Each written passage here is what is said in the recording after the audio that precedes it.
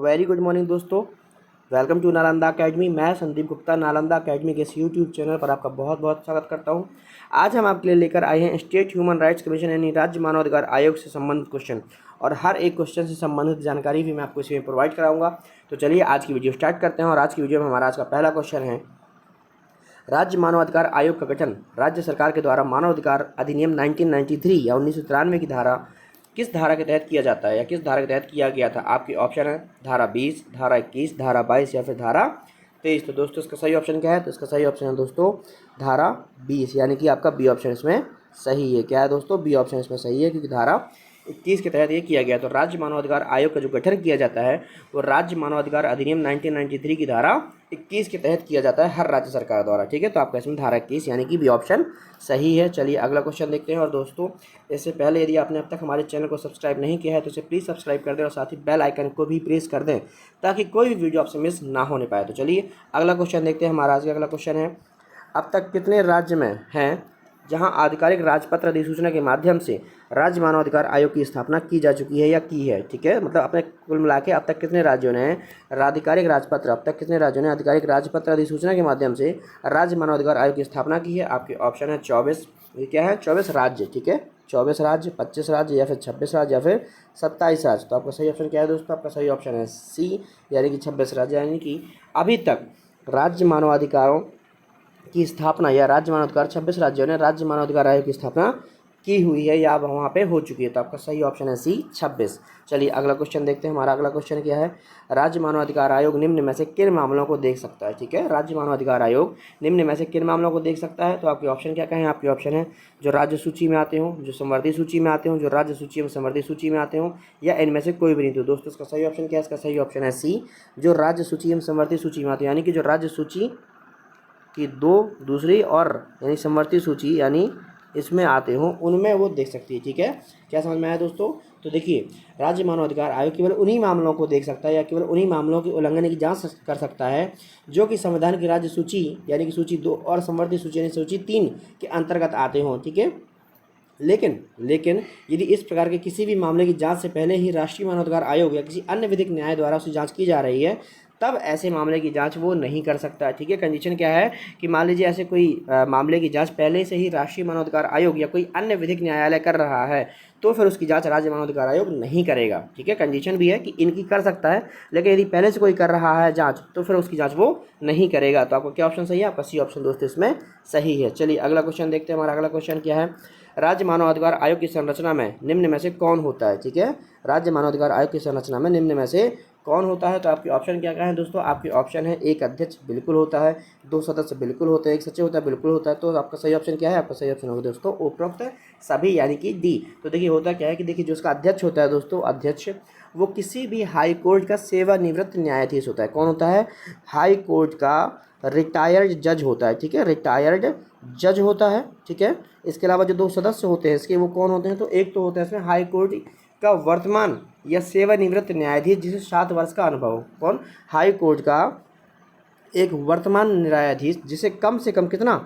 कम से कम 7 वर्षों का अनुभव। तो ये हाई कोर्ट का या फिर किसी जिला या तो हाई कोर्ट का रिटायर्ड जज हो सकता है या फिर किसी जिला कोर्ट का, जो भी जिले में कोर्ट है उस राज्य के जो जिले कोर्ट है, जिला में अदालतें हैं, उन जिला कोर्ट का ऐसा जज जिसको 7 वर्षों का अपने कार्य करने का अनुभव हो, एक वो हो सकता है। और दूसरा सदस्य कौन होगा? तो दूसरा सदस्य होगा ऐसा सदस्य जिसे मानवाधिकारों का अच्छा खासा ज्ञान हो। कौन होगा? जिसे मानवाधिकारों का दोस्तों अच्छा खासा ज्ञान हो, एक वो होगा। ठीक है, का ज्ञान हो। एक तो कौन हो गया? तो एक हो गया वो जज जो या तो रिटायर्ड है या फिर जिसे कार्य करने का कम से कम जिला न्यायालय में कार्य करने का कम से कम 7 वर्ष का अनुभव हो चुका हो, और दूसरा मानवाधिकारों का जिसे नॉलेज हो, और इसके अलावा एक सचिव रहता है। तो ऐसे करके इसमें कितने जज हो गए टोटल? तो दोस्तों 4 जज दोस्त हो गए, वो हो गए, जिसमें 3 कहा जाएगा कि एक जज, एक अध्यक्ष और 2 सदस्य। टोटल कितने सदस्य हो गए? तो टोटल 3 सदस्य होते हैं। तो आपका भी ऑप्शन इसमें क्या होगा? सही, क्योंकि एक सचिव भी होता है। तो आपका सही ऑप्शन दोस्तों उपरोक्त सभी। ठीक है, तो आपका सही ऑप्शन क्या होगा दोस्तों? उपरोक्त सभी। तो एक बार आप फिर से समझिए इसमें आपको कन्फ्यूजन ना हो। ठीक है, तो इसका सही आंसर क्या है? सही आंसर इसका उपरोक्त सभी। तो देखिए दोस्तों, राज्य मानवाधिकार एक बहुसदस्यीय निकाय होती है जिसमें एक अध्यक्ष और 2 अन्य सदस्य होते हैं। आयोग का जो अध्यक्ष होता है वो उच्च न्यायालय का सेवानिवृत्त मुख्य न्यायाधीश या अन्य न्यायाधीश या सदस्य हो सकता है, जबकि एक जो सदस्य है तो सदस्य जो होता है वो राज्य के जिला न्यायालय का कोई भी ऐसा न्यायाधीश जिसे 7 वर्ष का अनुभव हो, और एक सदस्य ऐसा होता है जिसे इस बारे का विशेष अनुभव हो या इस चीज़ का विशेष अनुभव हो। ये लोग इसमें राज्य मानवाधिकार आयोग की संरचना में सम्मिलित होते हैं या शामिल होते हैं। तो इस प्रकार आपका सही ऑप्शन क्या हुआ? आपका सही ऑप्शन है दोस्तों डी। चलिए अगला क्वेश्चन देखते हैं। हमारा अगला क्वेश्चन क्या है? राज्य मानवाधिकार आयोग के सदस्यों एवं अध्यक्ष की नियुक्ति कौन करता है? ठीक है, राज्य मानवाधिकार आयोग के अध्यक्ष एवं सदस्यों की नियुक्ति कौन करता है? आपके ऑप्शन है ए राष्ट्रपति, बी राज्यपाल, सी संसद या फिर डी विधानसभा। तो दोस्तों इसका सही ऑप्शन है बी, यानी कि राज्य मानवाधिकार आयोग के सदस्य एवं अध्यक्षों की नियुक्ति कौन करता है? तो राष्ट्रपति करता है। ठीक है, चलिए अगला क्वेश्चन देखते हैं। हमारा अगला क्वेश्चन है आयोग के आदेश एवं निश्चय किसके द्वारा अधिप्रमाणित किए जाते हैं? ठीक है, ये कौन सा आयोग की बात कर रहे हैं? तो राष्ट्रीय मानवाधिकार आयोग की बात कर रहा है ये। ठीक है, राष्ट्रीय मानवाधिकार आयोग। तो राष्ट्रीय मानवाधिकार आयोग के आदेश एवं निश्चय किसके द्वारा अधिप्रमाणित होते हैं? आपके ऑप्शन है अध्यक्ष, सदस्य, महासचिव या फिर क्लर्क।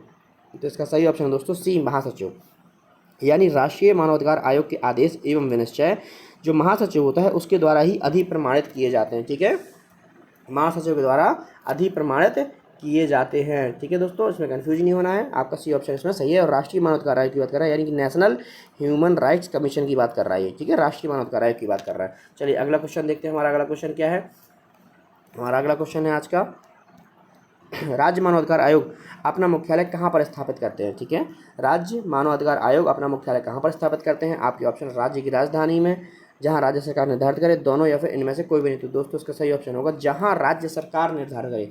जरूरी नहीं है कि वो राज्य की राजधानी में ही हो, बल्कि उस राज्य की कोई दूसरी सिटी में भी हो सकता है, जो बड़ी सिटी हो, डेवलप सिटी हो, वहाँ पर भी उसका जो है मुख्यालय स्थापित किया जा सकता है। तो सही ऑप्शन क्या होगा दोस्तों? आपका सही ऑप्शन होगा बी, जहाँ राज्य सरकार निर्धारित करे। तो आपका बी ऑप्शन इसमें सही है। चलिए अगला क्वेश्चन देखते हैं। हमारा अगला क्वेश्चन क्या है? 2019 में संशोधन के बाद राष्ट्रीय मानवाधिकार आयोग में अध्यक्ष के अतिरिक्त कितने सदस्य होते हैं? ठीक है, अध्यक्ष के अतिरिक्त कितने सदस्य होते हैं? आपके ऑप्शन है ए 9, बी 11, सी 12 या फिर डी 8। दोस्तों इसका सही ऑप्शन क्या है? इसका सही ऑप्शन है सी 12, यानी कि 2019 में संशोधन करने के बाद अब राष्ट्रीय मानवाधिकार आयोग में जो अतिरिक्त सदस्य होते हैं वो 12 होते हैं। कितने होते हैं दोस्तों?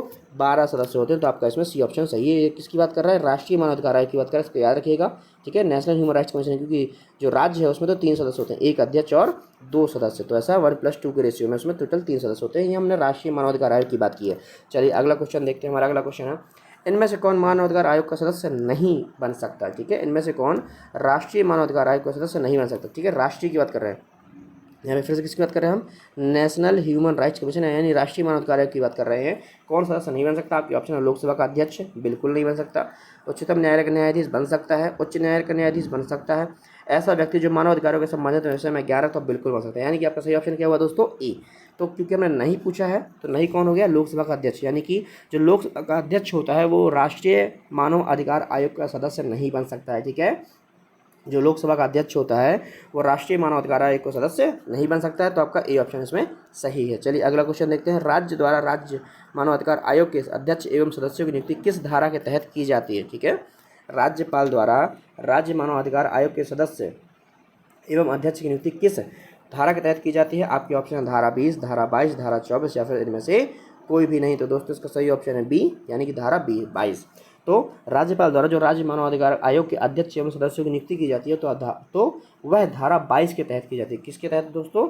धारा 22 के तहत की जाती है। चलिए अगला क्वेश्चन देखते हैं। राज्य मानवाधिकार आयोग के सदस्यों को कौन हटा सकता है? ठीक है, राज्य मानवाधिकार आयोग के सदस्यों को कौन हटा सकता है? तो आपके ऑप्शन है राज्यपाल, राष्ट्रपति, उपराष्ट्रपति या फिर राष्ट्रीय मानवाधिकार आयोग के अध्यक्ष। तो इसका सही ऑप्शन है दोस्तों बी। देखिए इसमें कंफ्यूज नहीं होना है, इसकी नियुक्ति करते हैं राज्यपाल। ठीक है, राज्य मानवाधिकार आयोग के सदस्य एवं अध्यक्ष की नियुक्ति करते हैं राज्यपाल, जबकि उनको हटाने का अधिकार होता है प्रेसिडेंट के पास। किसके पास होता है दोस्तों? प्रेसिडेंट के पास होता है। ठीक है, तो उनको हटाता कौन है?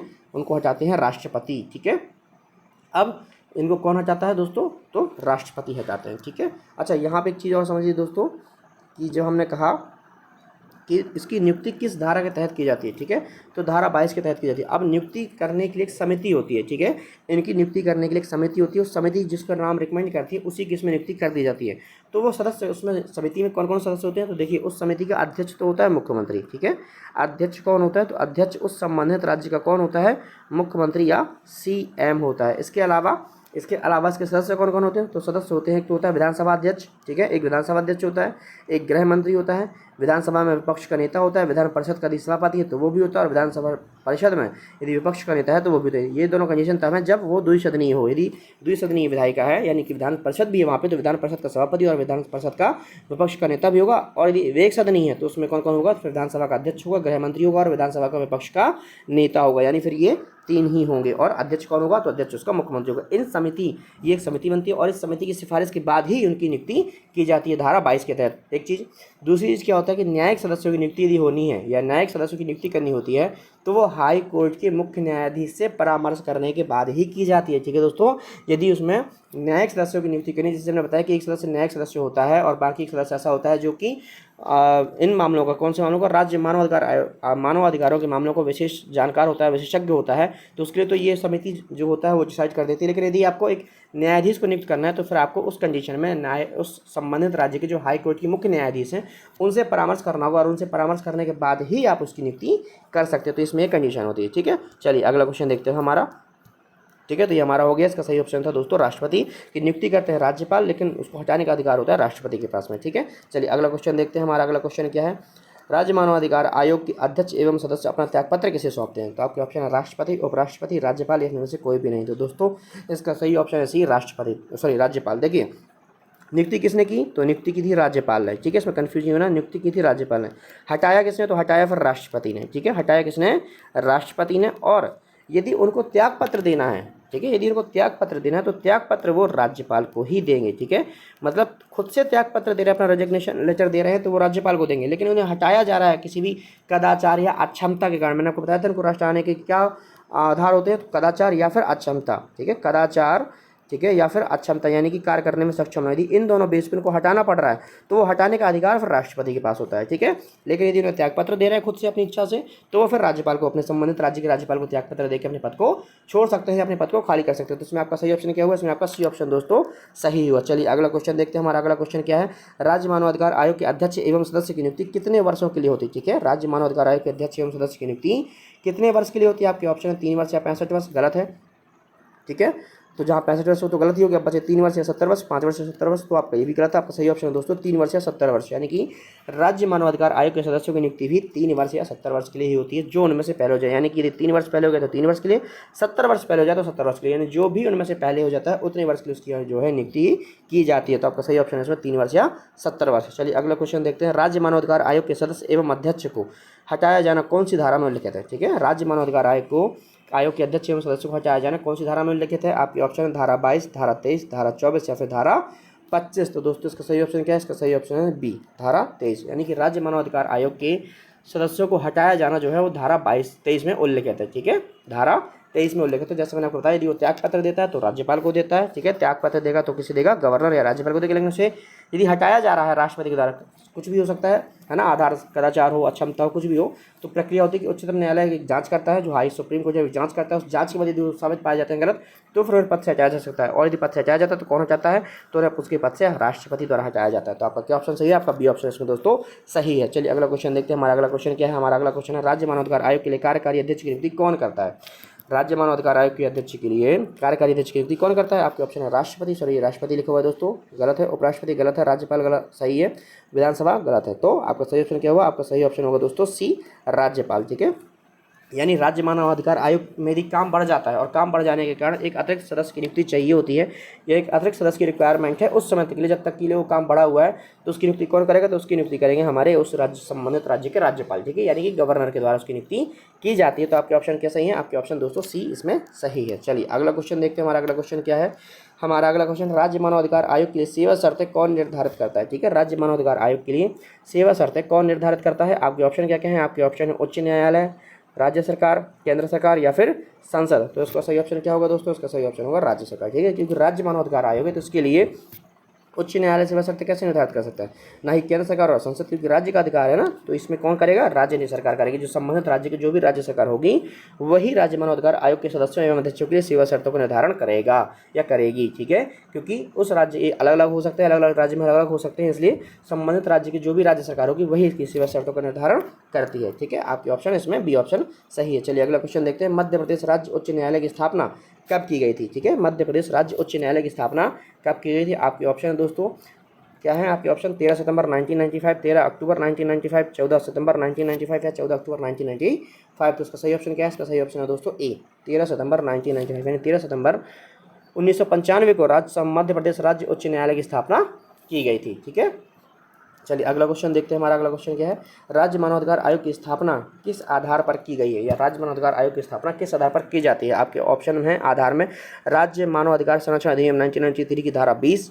ठीक है, आपके ऑप्शन है दोस्तों ये 20 तो गलत हो गया। ठीक है, ये नहीं था, ये बाकी तो सही है लेकिन धारा 20 नहीं है। ठीक है, आपको धारा कुल मिला के कन्फर्म करनी, बाकी तो आप देखोगे तो जो इतना पोर्शन है सारा एक जैसा ही है। ठीक है, अंतर सिर्फ यहीं आ रहा है। ठीक है, तो आपका ना तो धारा 20 है, ना ही राज्य मानवाधिकार संरक्षण अधिनियम 1993 की धारा 22 भी नहीं है, मानव अधिकार संरक्षण अधिनियम 1993 की धारा 24 भी नहीं है। तो आपका सही ऑप्शन क्या होगा दोस्तों?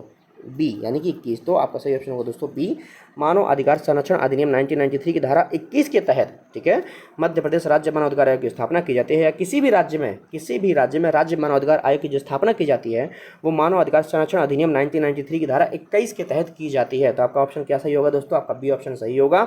ये किसी भी राज्य के पर्सपेक्टिव में यदि पूछा जाए तो उसका सही ऑप्शन यही होगा कि मानव अधिकार संरक्षण अधिनियम 1993 की धारा 21 के तहत ही किसी भी राज्य में राज्य मानव अधिकार आयोग की घोषणा या इसकी स्थापना की जाती है। सेम मध्य प्रदेश में भी इसी के तहत मध्य प्रदेश मानव अधिकार आयोग की घोषणा या उसकी स्थापना की गई है। तो आपका सही ऑप्शन क्या हुआ? आपका सही ऑप्शन हुआ दोस्तों बी।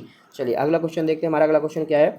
मध्य प्रदेश राज्य मानव अधिकार आयोग के वर्तमान अध्यक्ष कौन है? ठीक है, वर्तमान अध्यक्ष कौन है? आपके ऑप्शन है नरेंद्र कुमार जैन, प्रभास गलत है, सीताराम गलत है, ये भी गलत है। आपका सही ऑप्शन क्या है? नरेंद्र कुमार जैन। तो मध्य प्रदेश राज्य मानव अधिकार आयोग के वर्तमान अध्यक्ष का नाम क्या है? तो इनका वर्तमान अध्यक्ष का नाम है नरेंद्र कुमार जैन। ठीक है, तो उसमें आपका दोस्तों ए ऑप्शन सही है। चलिए अगला देख लेते हैं। ये क्वेश्चन ही बस ये मैंने ऐसा दे दिया आपको इन्फॉर्मेशन के लिए, जानकारी के लिए, कि मध्य प्रदेश राज्य मानव अधिकार आयोग का ध्येय वाक्य क्या है? ध्येय वाक्य नहीं है, ध्येय वाक्य। ठीक है, ध्येय वाक्य या मोटो बोलते हैं। ठीक है, ध्येय वाक्य या मोटो क्या है? तो उसका ध्येय वाक्य है दोस्तों, उसका ध्येय वाक्य क्या है? तो ध्येय वाक्य है हम सब बराबर, बराबर हमारे अधिकार, यानी कि वी आर इक्वल और आवर राइट्स आर इक्वल। ठीक है, हम सब बराबर, हम बराबर हमारे अधिकार, यानी कि वी आर इक्वल और आवर राइट्स आर इक्वल। ठीक है, तो ये इसका ध्येय वाक्य है, ये आप याद रख लेना। कभी यदि पूछ लिया गया मध्य प्रदेश के किसी भी पेपर में, एमपी के किसी भी पेपर में पूछ लिया जाए कि मध्य प्रदेश का जो है, एमपी का या मध्य प्रदेश का ध्येय वाक्य क्या है, मोटो क्या है? ठीक है, इसी को मोटो बोलते हैं। क्या बोलते हैं दोस्तों? तो इसी को हम मोटो बोलते हैं। ठीक है, मोटो, इसका मोटो क्या है, ध्येय वाक्य क्या है? तो इसका है हम सब बराबर, बराबर हमारे अधिकार, we are equal, our rights equal. ठीक है, तो आज के लिए दोस्तों इतना ही। कल हम फिर मिलेंगे एक नई वीडियो के साथ में, जिसमें हम कुछ और नए क्वेश्चंस लेके आएंगे और उन्हें डिस्कस करेंगे। आई होप कि दोस्तों आपको ये वीडियो पसंद आई होगी। यदि वीडियो पसंद आई तो इसे प्लीज़ लाइक करें, शेयर करें, सब्सक्राइब करें और बेल आइकन प्रेस करें, ताकि कोई भी वीडियो आपसे मिस ना होने पाए। और उसे दोस्तों के साथ अपने फेसबुक, इंस्टाग्राम, टेलीग्राम चैनल पर ज़्यादा से ज़्यादा शेयर करें और उन्हें भी इस चैनल के बारे में बताएं दोस्तों। और आई होप कि आप सब अच्छे होंगे, पढ़ाई कर रहे होंगे, घर पर होंगे, स्वस्थ होंगे और अच्छे से होंगे, और अपना और अपने परिवार का ख्याल रखें। यदि वैक्सीनेशन नहीं हुआ तो please as soon as possible अपना सेकेंड डोज ले लें, वैक्सीनेशन करवा लें और स्वस्थ रहें। चलिए कल फिर मिलते हैं एक नई वीडियो के साथ में। धन्यवाद।